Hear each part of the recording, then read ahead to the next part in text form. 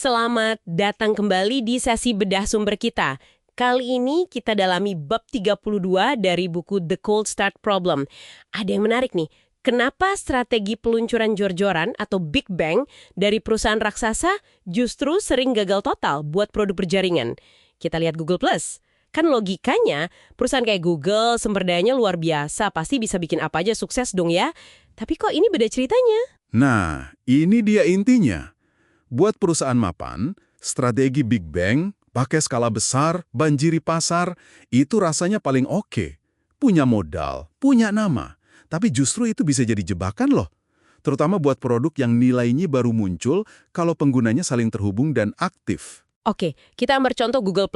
Diluncurkan 2011, niatnya nyaingin Facebook kan? Betul. Google kerahin semua kekuatan, promosi gede-gedean di google.com, integrasi ke YouTube, fotos, wah pokoknya semua.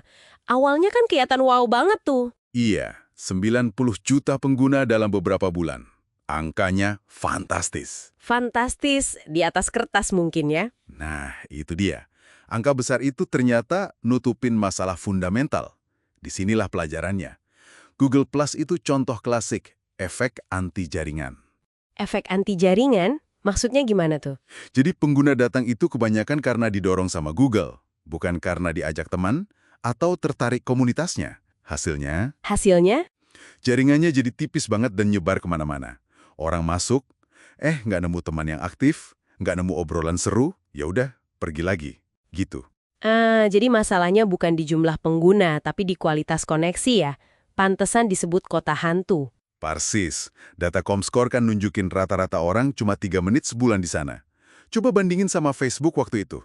6-7 jam. Jauh banget. Itu bukti gagalnya bangun, apa tadi istilahnya? Jaringan atomik. Iya, jaringan atomik. Itu kayak inti komunitas yang kecil tapi padat dan super aktif. Fondasi awalnya gitu. Kalau nggak ada itu, ya susah. Efek jaringan positif, makin banyak orang, makin bagus. Nggak jalan. Malah kebalikannya, anti-network effect. Orang baru masuk, lihat sepi, malah bikin makin nggak menarik. Pengguna lama dan baru kabur, churn-nya tinggi. Berarti angka 90 juta itu bisa dibilang cuma vanity metrics ya. Kelihatan bagus tapi nggak sehat dalamnya. Terus ada konsep Ali threshold juga kan di buku itu? Nah, itu relevan banget. Ambang batas Ali itu pinjam dari ekologi, jumlah minimum individu biar populasi bisa bertahan. Di produk digital, ini soal kepadatan interaksi minimum. Peluncuran Big Bang Google Plus itu bikin banyak pulau kecil pengguna yang nggak saling kenal.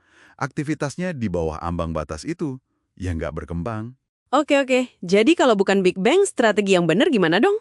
Justru kebalikannya, mulai dari kecil. Fokus bangun satu atau beberapa jaringan atomik yang padat dulu. Pastikan mereka benar-benar dapat nilai dari interaksi di sana. Contohnya kayak Tinder di satu kampus itu ya? Atau Slack di tim kecil? Betul. Kualitas dan kepadatan jaringan di awal itu kunci. Jauh lebih penting dari sekedar jumlah pengguna yang banyak tapi nggak nyambung. Baru kalau udah kuat, pelan-pelan diperluas. Masuk akal sih. Tapi kenapa ya perusahaan besar kok sering banget kejebak pakai Big Bang? Biasanya tekanan internal. Targetnya ambisius, harus cepat kelihatan hasilnya buat manajemen atau pasar. Strategi mulai kecil dianggap lambat, kurang keren mungkin, padahal ya itu cara paling dasar bangun jaringan yang sehat. Google Plus kan akhirnya tutup juga di 2019. Pelajaran mahal banget itu. Sumber daya segede apapun nggak bisa lawan hukum jaringan kalau strateginya salah. Oke, jadi pelajaran penting nih buat Anda yang lagi bangun sesuatu yang butuh komunitas atau interaksi. Jangan silau angka awal yang gede. Pastikan dulu fondasinya kuat. Kualitas koneksi di skala kecil dulu. Dan satu lagi nih buat direnungkan. Di zaman sekarang yang serba rame ini, apa mungkin ya ada kondisi di mana Big Bang bisa berhasil buat produk berjaringan baru? Atau pelajaran Google Plus ini udah mutlak? Nah, coba Anda pikirkan. Terima kasih sudah menyimak sesi bedah sumber kita kali ini. Sampai ketemu lagi di eksplorasi berikutnya.